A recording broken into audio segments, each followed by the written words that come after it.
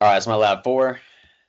So the introduction. So the purpose of this lab was to investigate Faraday's law by observing a bar magnet falling through an aluminum tube.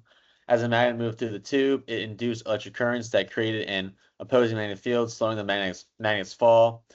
I then developed a computational model to simulate its behavior and compared the simulation from the experiment with the results of the actual model that I got.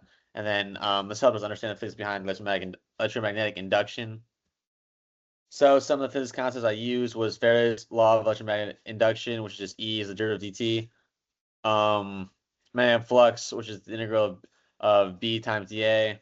Lenz's law, and then Ohm's law, which is just the current equals E over resistance. And then Newton's second law, which is F net equals mg minus F of the magnitude, which equals ma. So systems and surroundings, I said the system was the falling bar magnet, and the surroundings was the aluminum tube, and the Earth was to exert this gravitational force. So for the lab, here's my aluminum tube that I used to drop the magnet in. So for the lab, this lab investigated Faraday's law of electromagnetic induction by observing a bar magnet falling through an aluminum tube. As the magnet moved through the tube, the changing magnetic fields induced circuit currents called eddy currents in the aluminum. According to Lenz's law, these currents created an opposing magnetic field that slowed the magnet's descent.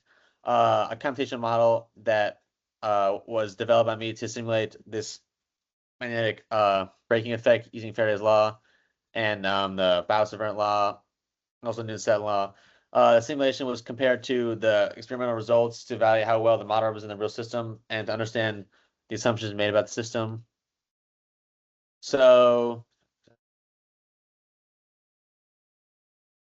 the observation of the actual lab. So here's my trials for 5 and the time I got when I dropped the magnet to the floor. Some observations I made was the magnet fell much slower in open air, and motion became smooth and nearly constant. No physical contact between the magnet, and then the eddy currents were produced inside the tube. So here's the computational model. Here's the code, and here's the graph which plots the velocity over time, and then the model right here, as you can see.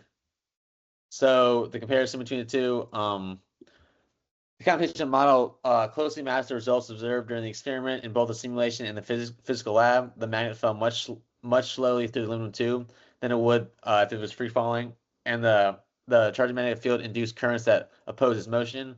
And then while the model proves a fall time similar to the experimental average, small differences were expected due to simplifying assumptions such as modeling the tube as independent conducting rings, neglecting the air resistance, and assuming uniform material properties. So overall, the simulation successfully captured magnetic braking effect and observed in the experiment. And even though it was a little bit off, there were just small things in the real world that we didn't account for in the model.